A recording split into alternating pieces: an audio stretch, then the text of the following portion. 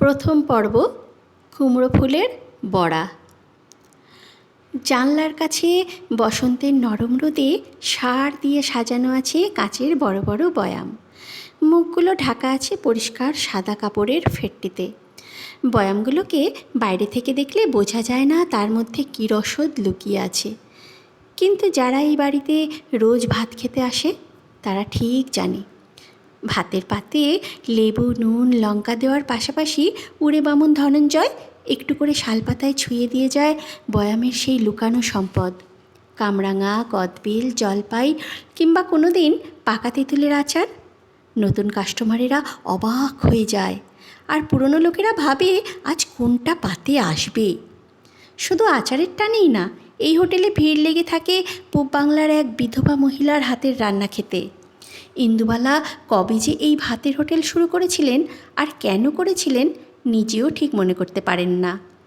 তবু ভাষা ভাষা ছবির মতো মনে পড়ে অনেক কিছু।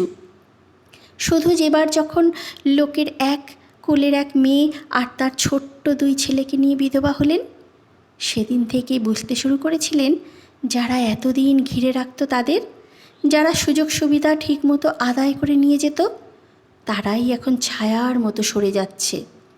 স্বামীর জুয়া আর মদের নেশায় এতদিন যারা আটকপাটি পর্যন্ত বিক্রয় করার সায় দিয়েছিল, তাদেরও আর দেখা গেল না বড় একটা। বরং সবাই কেমন যেন হারিয়ে গেল চারপাশ থেকে, বলা যায় ছেড়ে চলে গেল। তখনও খুলনা থেকে মাঝে মাঝে ভাই এসে খোঁজ খবর নিয়ে যেত ইন্দুবালার। মা পোটলা করে পাঠাতো ভাজা চিড়ে, মুড়ি, বাড়ির সজনের ডাঁটা, চুই ঝাল। তারপর সেটাও বন্ধ হলো। যুদ্ধ বাঁধল। বাড়ির অনেক দিন কোনো খোঁজ পেলেন না। একদিন সকালবেলায় গায়ের থেকে পালিয়ে আসা এক পাগলাটে লোকের কথায় জানতে পারলেন পুড়িয়ে দিয়েছে সব কিছু পাকিস্তানি মিলিটারি খান সেনারা। মা, ভাই, বাড়ির লোকজন আর কেউ বেঁচে নেই, এমনকি ভিটেটাও না। বাড়ির সামনের রাস্তাটায় বসে যুদ্ধের বীভৎসতার তাপ পোয়ানো লোকটা বিড়বিড় করে বকছিল, আর ইন্দুবালা তার সমস্ত সত্তা নিয়ে মন দিয়ে শুনছিলেন কয়েকটা প্রিয় মানুষের তার চারপাশ থেকে চিরকালের জন্য হারিয়ে যাওয়ার গল্প। ইন্দুবালা একা হয়ে পড়ছিলেন, বড় একা। একটা শহরে 3 ছেলে, মেয়ে আর পুরনো বাড়িতে নিজের শরীরের সমস্ত যৌবন নিয়ে এক্কেবারে একা। না, ইন্দুবালা কাঁদেননি। কাঁদার মতো সময় তার ছিল, কিন্তু পরিস্থিতি ছিল না। ভেতর থেকে কেমন যেন শুকনো হয়ে গিয়েছিল সব কিছু। স্বাধীন বাংলাদেশের পতাকা যেদিন উড়ল সে দেশের মাটিতে, এদেশে ইন্দুবালা ছেনুমিত্তর লেনের পাশাপাশি নিচের ঘর ঝাড় দিয়ে উনুন ধরা জ্বালছিল বাড়ন্ত।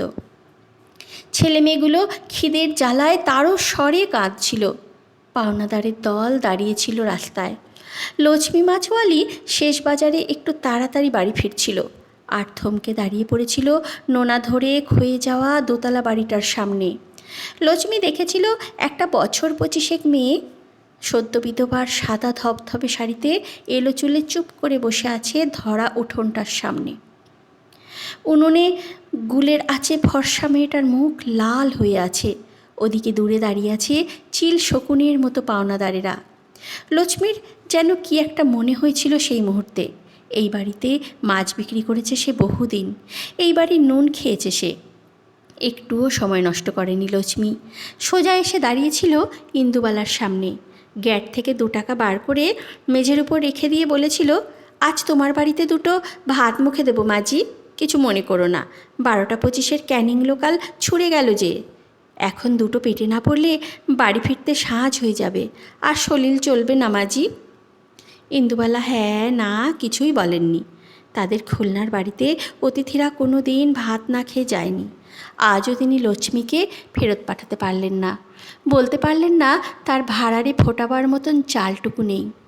লক্ষ্মীর ঝাঁপিতে 1 আনাও নেই যা দিয়ে তিনি তার দৌড়ে আসা লক্ষ্মীকে মুড়ি কিনে খাওয়াতে পারেন। 7-5 না ভেবে একটু কুণ্ঠা নিয়ে ইন্দুবালা লক্ষ্মীর দেওয়া টাকাটা আঁচলে বাঁধলেন। উনুনে চাপালেন 1 হাঁড়ি জল। ছোট মেয়েকে দোতলার ঘরে ঘুম পাড়িয়ে এসে বড় ছেলে প্রদীপকে পাঠালেন সামনের মুদিখানার দোকানে। খিড়কির দরজা খুলে নিজে বাড়ির পেছনের বাগান থেকে নিয়ে এলেন সবে কচি পাতা আসা কুমড়ো শাক, গাছের পাকা লঙ্কা। শাশুড়ির আমলের পুরনো ভারী শিলটা পাতলেন অনেক দিন পরে। যত্ন করে ধুয়ে সেই কবেকার প্রাচীন হিমশীতল পাথরটার ওপরে রাখলেন সর্ষে দানা। শিল আর নোড়ার আদিম ঘর্ষণে খুলনা থেকে পাঠানো মায়ের শেষ সর্ষেটুকু বেটে ফেললেন ইন্দুবালা অল্পক্ষণের মধ্যেই।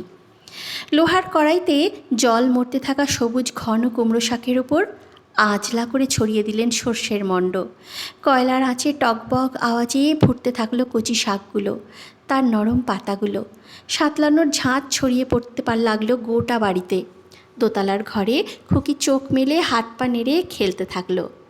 ছোট দুই ছেলে গরম ভাত খাওয়ার বাসনায় থালা নিয়ে এসে বসে পড়ল রান্নাঘরের দরজায়। তখনও লাল লঙ্কাগুলোর গা থেকে ঝাল মিশছে কুমড়ো শাকের হালকা সবুজ মাখো মাখো সর্ষে ঝোলে। রান্নার পাট শেষ হলে ইন্দুবালা উপরের ঘরের তাক থেকে পারলেন গতবারের তেঁতুলের আচার। আসন পেতে লক্ষ্মীকে যত্ন করে খাওয়ালেন। ফেরার সময় বাকি পয়সা ফেরত দিতে গেলে লক্ষ্মী বলল, এ কীরকম বাত হলো মাজি, কাল যে আবার খাবো, হর রোজ পয়সা দেব না কি তোমায়, ওটা তুমি রেখে দাও। লক্ষ্মী সেই যে গেল, পরের দিন ফিরে এলো আরও 3 জনকে সঙ্গে নিয়ে। এইভাবে আস্তে আস্তে বাজারে সবাই এসে খাওয়া শুরু করলো ইন্দুবালার নিচের ঘরে। একদিন উড়িষ্যা থেকে এলো ধনঞ্জয়। কেউ তাকে ডাকেনি, কেউ কথা বলেনি। দরজার কাছে শুধু ভাত খাওয়ার জন্য বসেছিল বেচারা। বড় মায়া হয়েছিল তাকে দেখে ইন্দুবালার। ওই বয়সের একটা ভাই ছিল যে তার। যুদ্ধের সময় খান সেনারা জ্বালিয়ে দিয়েছে নাকি তাকে। আর একটুও মনে করতে চাননি সেসব কথা। অনেকটা ভাত আর ডাল দিয়ে চেটে পুটে খেয়ে নিয়েছিল সবটা ধনঞ্জয়।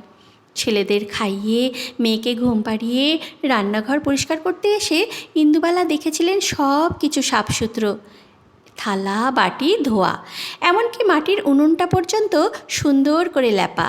সেই থেকে ইন্দুবালার সংসারে থেকে গেল উড়িষ্যার কোন এক খরাপীড়িত অজ গায়ের ধনঞ্জয়। সিঁড়ির নিচটা সাজিয়ে নিল তার নিজের মতো করে, সেখানেই থাকতে শুরু করলো সে। একদিন হঠাৎ রান্নার গন্ধে চলে এলেন সামনের কালেক্টর অফিসের বড়বাবু। ইন্দুবালার হাতের রান্না খেয়ে তার কবেকার মরে যাওয়া মায়ের কথা মনে পড়ল। নিদান দিলেন তার অফিসের সবাই এখানে খেতে আসবে।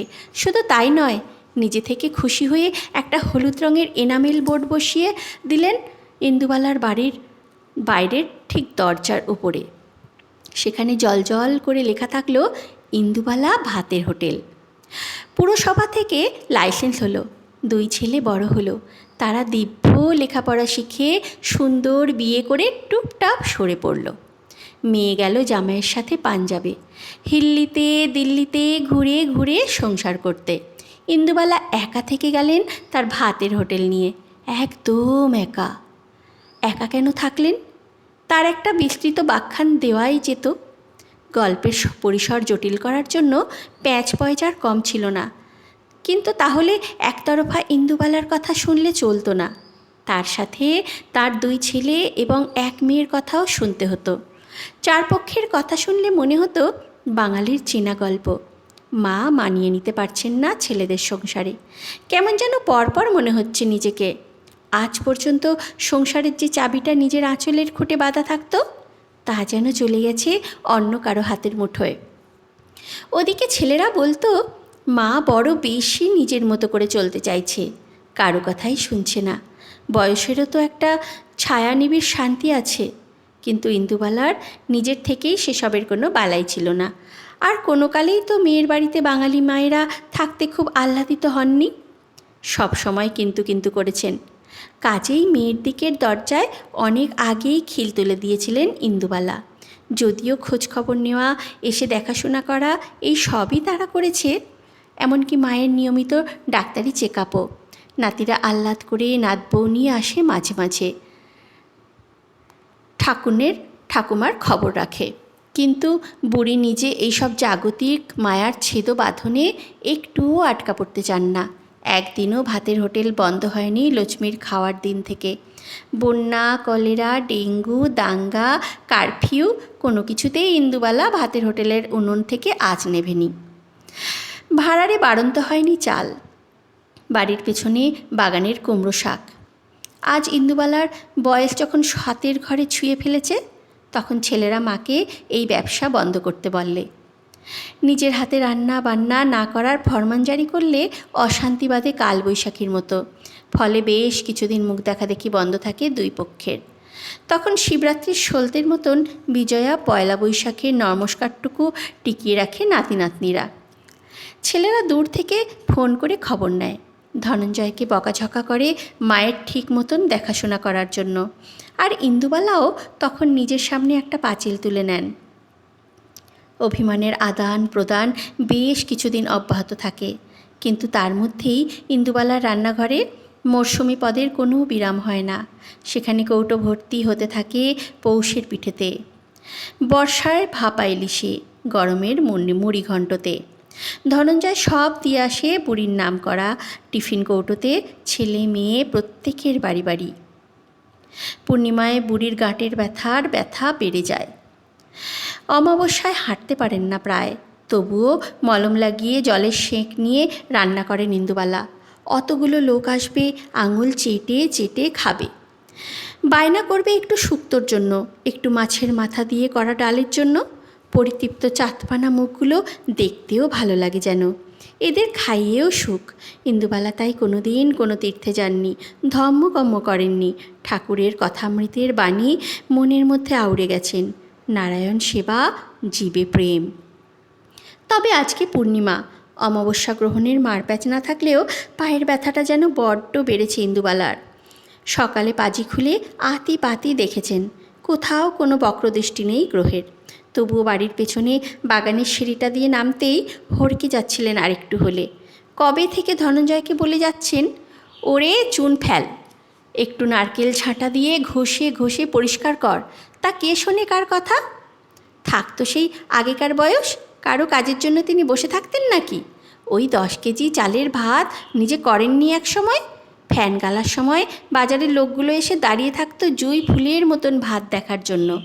ওই কাঁড়ি কাঁড়ি ফ্যান টেনে তুলে দিয়ে আসতেন না পাড়ার কুস্তির আখড়ায়? ছেলেগুলো খেত পরিতৃপ্তি করে। মা শিখিয়েছিল ভাত হলো লক্ষ্মী, তার কিছুই ফেলা যায় না, কিছু ফেলতে নেই। কত মানুষ ওই ফ্যানটুকু খেয়ে বেঁচে আছে দুবেলা। এইসব বকতে বকতে ইন্দুবালা সিঁড়ি দিয়ে নামেন, খিড়কির দরজা খোলেন। সেখানেই তো সেই শাশুড়ির আমলের একটা ছোট্ট বাগান, একটা আম গাছ, একটা পেয়ারা, একটা লিকলিকে নারকেল গাছ খাড়াই হয়ে উঠেছে। এইসব ছাড়াও কয়েক ছটাক জমিতে ইন্দুবালা সাজিয়ে নিয়েছেন তার রান্নাঘরে কাজে লাগার মতো টুকিটাকি সবজি। যেন ফকিরের ঝুলি, কিছু না কিছু তুমি পাবেই। প্রচণ্ড পা ব্যথা নিয়ে এতটা সিঁড়ি ঠেলে বাগানে এসে ইন্দুবালার মন ভালো হয়ে যায়। গোটা বাগান আলো করে ফুটে আছে কুমড়ো ফুল, তার উপর শিশির শিশির বিন্দু। এই ভরা বসন্তে, এই সুন্দর সকালের শহরের ইট কাঠ পাথরের মধ্যে কোথা থেকে যেন ডেকে উঠল একটা কোকিল। ইন্দুবালা কুমড়ো ফুলের উপর হাত বোলালেন।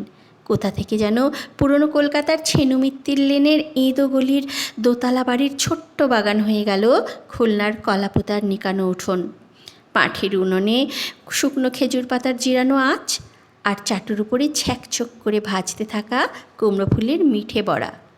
নামানোর সময় ঠাকুমা আবার তার উপর যত্ন করে ছড়িয়ে দিতেন কিছু পোস্তর দানা। পাশে বাটি হাতে করে বসে থাকা ছোট্ট ইন্দুবালা আর তার ভাই ঝপ করে একটা সকাল নিমেষে পাল্টে দিল ইন্দুবালা ভাতের হোটেলের আজকের মেনু। এক ঝুড়ি কুমড়ো ফুল তুলে নিয়ে এসে দোকানের সামনের কালো বোর্ডে চক দিয়ে লিখলেন, ভাত, ডাল, কুমড়ো ফুলের মিঠে বড়া, সর্ষে মাছ, জলপাইয়ের চাটনি। ধনঞ্জয় গাঁক গাঁক করে উঠল তার দেশওয়ালি ভাষায়। রেগে গেলে বাংলা তার ঠিক আসে না। আলু ভাজা হওয়ার কথা ছিল, সর্ষে মাছের জায়গায় পটল আলু ফুলকপি ঝোল হওয়ার কথা ছিল। এই সব কিছু ছেড়ে কিনা কুমড়ো ফুলের মিঠে বড়া। ইন্দুবালা কোনো কথাই কানে তুললেন না, উত্তর দিলেন না। স্নান করে ধপধপে সাদা কাপড়ে রান্নাঘরে ঢুকলেন। বেলা যত বাড়তে থাকলো, চারিদিকের আকাশ বাতাস ছেয়ে গেল কুমড়ো ফুলের মিঠে বড়া ভাজার গন্ধে। সামনের মেষ বাড়ির ছেলে মেয়েগুলো আজ বড় তাড়াতাড়ি ভাত খেতে এলো। কালেক্টর অফিসের কিরানিকুল বাড়ি থেকে খেয়ে এসেও দুপুরে 4টি ভাত বেশি খেতে চাইল। কবেকার খুলনার এক উঠোন রান্না জড়ো হলো ইন্দুবালার হোটেলে। সবার খাওয়ার তারিফ যখন তিনি রান্নাঘরের মধ্যে থেকে পাচ্ছিলেন, ছেলে ছোকরাগুলো দিদা বলে এসে যখন জড়িয়ে ধরে আদর করে চলে যাচ্ছিল, বাড়ি যখন ম ম করছিল গন্ধে, ঠিক তখনই তার সেই পড়ন্ত বেলার হোটেলের সামনে এসে দাঁড়ালো একটা ক্যাব। নেমে এলো যে মেয়েটি, সেও প্রায় বছর 10 পরে ফিরছে কলকাতায়। মেয়েটির ছোট করে কাটা চুল, মেয়েটির হাবভাব, মেয়েটির পোশাক, তার বিদেশি লাগেজ কাস্টমারের ভাত খাওয়ার ছন্দপতন ঘটায়। সবাই হাঁ করে তাকিয়ে থাকে অবাক হয়ে। এই সময়ে ঝেনুমিত্তির লেনে পড়িয়ে এলো কোথা থেকে? মেয়েটি শটান গটমট করে এগিয়ে আসে। চোখের রোদ চশমাটা মাথার উপর তোলে। হেলে যাওয়া খয়াটে এনামেলের বোর্ডে ইন্দুবালা ভাতের হোটেল আর তার আমেরিকার প্রবাস জীবনে হারিয়ে যাওয়া বর্ণপরিচয় পড়তে অসুবিধে হয় না। দরজার সামনে এক ঘর লোকের মধ্যে অস্ফুট স্বরে ডাকে, ঠাম্মি। ইন্দুবালা তখন যত্ন করে শেষ কুমড়ো ফুলের বড়াটা ভাজছিলেন চাটুর উপর। অনেক দিনের হারিয়ে যাওয়া কণ্ঠস্বরে ঘুরে তাকান। তার হাতে বেসনের প্রলেপ, কপালে উনুনের আঁচের বিন্দু বিন্দু ঘাম। সোনালি ফ্রেমের চশমাটা একটু ঠিক করে এগিয়ে আসেন। ভালো করে দেখেন এক পশলা রোদ ঢাকা রান্নাঘরে মেয়েটার মুখটাকে। নয়ন না? জড়িয়ে ধরে সুনয়নী তার ঠাম্মিকে। কোনো শব্দ যেন আর বেরোতে চায় না তার গলা থেকে। শুধু ফোপানো কান্নায় বোঝা যায় ভাঙা ভাঙা কথা। আমায় একটু তোমার কাছে থাকতে দেবে ঠাম্মি? ইন্দুবালা কানকে যেন বিশ্বাস করতে পারেন না। তার বড় ছেলের এই মেয়েটি ঠিক তারই মতো, একরোখা, কারও কোনো কথা শোনে না। কাউকে তোয়াক্কা না করে কলেজ টপকে চলে গিয়েছিল বাইরে। কোনো এক বিদেশিকে বিয়েও করেছিল মনে হয়। তারপর আর কেউ খবর রাখেনি। মেয়েটা যে এই বাড়ির কেউ ছিল, এই বাড়ির কেউ হয়, সে কথা যেন ভুলেই গিয়েছিল সবাই। শুধু নতুন বছরে একটা করে কার্ড আসতো ইন্দুবালার কাছে, ফুল, লতা, পাতা, সূর্য দেওয়া। ইংরাজিতে লেখা থাকতো অনেক কিছু। ইন্দুবালা ওগুলো সাজিয়ে রেখে দিতেন দেওয়ালে। সেই নয়ন, আমাকে ভুলে যাওনি তো ঠাম্মি? সবাই ভুলে গেছে আমাকে, বাবা, ভাই, কাকু, পিসি, সবাই। ইন্দুবালা নাতনির থুতনি ধরে চুমু খান। তাকে শান্ত হয়ে বসতে বলেন রান্নাঘরের ছোট টুলটায়। সামনের টেবিলে শালপাতার থালায় নিজের হাতে ভাত বাড়েন, মাটির গ্লাসে জল দেন। আমার ঠাকুমা কি বলতো জানিস নয়ন? দুপুরের অতিথি হলো মেঘনা চাইতে জল। তাকে পেট পুড়ে না খাওয়ালে গেরস্থের অমঙ্গল হবে। মাঠ ভরা ধান হবে না, গোলা ভরা ফসলও উঠবে না। মা লক্ষ্মী বিরূপ হবেন, ভিটে মাটি ছাড়া করবেন। সুনয়নী ডুকরে কেঁদে ওঠে। তার যে ভিটে মাটি কিছুই নেই আর, সব গেছে। ইন্দুবালা মেয়ের মাথায় হাত বোলান। মিষ্টি কুমড়ো ফুলের বড়া মুখের সামনে ধরে বলেন, দেখ তো দিদি ভাই, মনে পড়ে কি না কিছু? সুনয়নীর কিছু মনে পড়ল কি না বোঝা যায় না। তখন সে তার সদ্য ছেড়ে আসা স্প্যানিশ বয়ফ্রেন্ডের বিশ্বাসঘাতকতায় ব্যাকুল। কিন্তু ইন্দুবালার মনে পড়ল অনেক কিছু। সুনয়নীর জন্ম হয়েছিল এমনই এক ঝলমলে দুপুরে। সেদিন ছিল বাসন্তী পুজো। সারা দিন তিনি উপোস করেছিলেন। বাটিতে ভেজানো ছিল কিছু নতুন ছোলা। কুমড়োগুলো ডুমো ডুমো করে কাটা ছিল। দয়া গোয়ালিনী দিয়ে গিয়েছিল বাড়িতে পাতা ঘি। ইচ্ছে ছিল কুমড়োর ছক্কা রাঁধার। সেদিনও এমন বিকেল হয়েছিল সব কিছু সারতে। বাড়িতে পাতা ঘি আর হিঙের গন্ধ ওঠা কুমড়োর ছক্কায় সারা বাড়ি তখন ম ম করছে। তখনই খবরটা এলো হসপিটাল থেকে। বাড়িতে কত দিন পর নতুন লোক এলো। নাতনির টানা টানা চোখ দেখে ভেবেছিলেন সত্যি ঠাম্মাই বুঝি ফিরে এসেছেন খুলনার কলাপোতার বাড়ির সব মায়াটুকু নিয়ে। চোখ চিকচিক করে উঠেছিল ইন্দুবালার। বড় আদর করে প্রথম নাতনির নাম রেখেছিলেন সুনয়নী।